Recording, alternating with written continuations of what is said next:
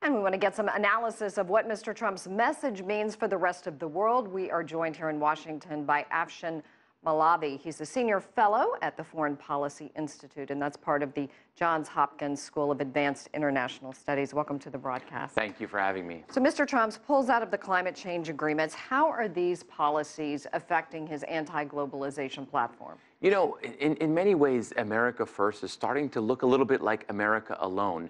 I mean, and we're living in a world where 85% of the world lives outside of Northern America and Europe.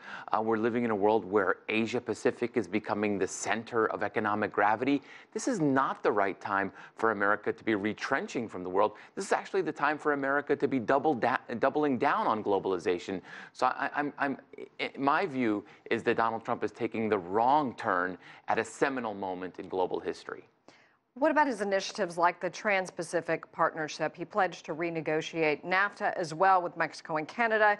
He's promised new bilateral trade agreements. Also, the U.S. economy, we want to point out, is growing. The stock market doing well. How do you explain all this? You know, I think the U.S. stock market is growing because, you know, the tax cut that President Trump and the U.S. Congress has enacted, I think that's important. I think it's also important that you have a U.S. president that is deregulating business as well. And so I think that's contributing to the animal spirits of the U.S. economy as well. But I think what we're also entering is this strange era where we're seeing the post-American trade deals, so to speak.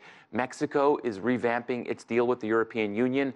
Japan is doing a new deal with the European Union. And China is leading this new regional comprehensive economic partnership as kind of the, you know, the antidote to the TPP. And several TPP members have joined that trade deal. Recently, Chinese President Xi Jinping offered a robust defense of globalization. Meantime, Donald Trump maintains the U.S. will not seek these multilateral trade deals. How do they navigate their relationship moving forward when one wants to do one thing and one wants to do the other? You know, it's an important question because these are obviously the two most important economies in the world. So this is the most important bilateral relationship in the world. I think, you know, one of the things that President Donald Trump has shown is a surprising honesty on some issues where he has actually said to the media or said to others, you know, I looked at this Afghanistan issue or I looked at this X, Y, or Z issue and I realized it's actually more complex than I originally thought. And he said something similar regarding China and its relationship with North Korea. And so, you know, there's that old adage, where you stand depends on where you sit. Sitting in the Oval Office, I think he has come to appreciate the complexity of the China relationship. And I think it's one that he is navigating with a little, in a more measured way than we would have assumed from his campaign rhetoric. All righty. Well, Afshin, we'll be speaking with you in a few moments again. Thank you so much. Let's talk about the DPRK. The U.S. has really been trying to rally the international community to put as much pressure on Kim Jong-un, hoping that these sanctions will force him back to the negotiating table. Is this working? It doesn't seem to be working. I'll tell you, and I find it hard to imagine that Kim Jong-un is going to buckle simply because of these sanctions. At the end of the day, he and his cronies are taken care of.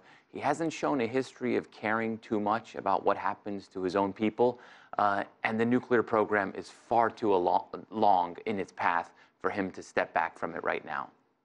Mr. Trump promised to take care of the problem and has continued to float the idea of military action, saying, quote, it will be met with fire and fury, everything that Kim Jong-un has done. Is this really escalating the problem? Is a military option off the table? I think there is a military option on the table, but I think this pattern that we're in, where President Trump makes an escalatory statement and Kim Jong-un makes an escalatory statement, is not a pattern that's going to get us anywhere good.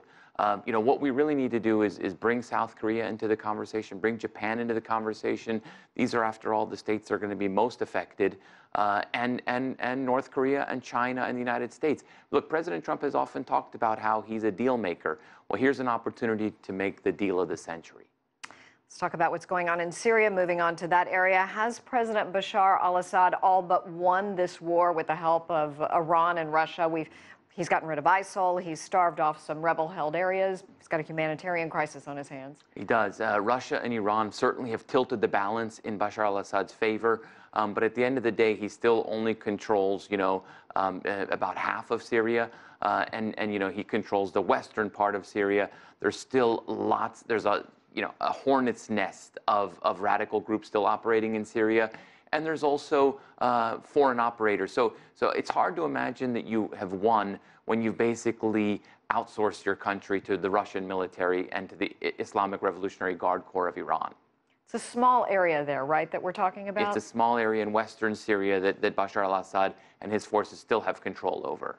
Alrighty. Short drive away, Israel. President Trump now saying that he wants to move the embassy to Jerusalem. This has obviously escalated a lot of tensions there. What do you think is going to come of this area in the year ahead? Will we see more countries moving their embassies there? I think we probably we'll see more countries. You know, there'll be a trickle. There certainly won't be a flow. There will be a trickle of countries that will follow the U.S. lead. But the U.S., we may not even see the embassy move there by the end of Trump's first term, because this process takes a long time. I think this action was far more symbolic than it will be physical. And President Donald Trump wanted to show both his constituents and others that he stands by pledges he made it on the campaign trail.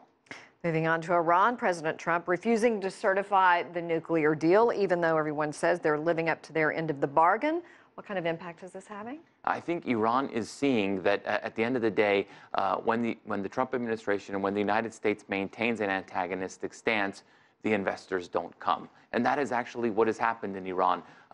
There have been some flow of investments from Europe, and there have been some flow of investments from China, but this has not been the bonanza that Iran was hoping for when they signed the nuclear deal. So expect Iran to continue to punch below its potential weight, because it could be a real economic power. And I think 2018 is going to be a year in which Washington and Tehran are going to continue jawing at each other, as we say here in the United States. A lot to look forward to. Well, Happy New Year to you. Happy New Year Afshin to you. Molavi, thank you so much.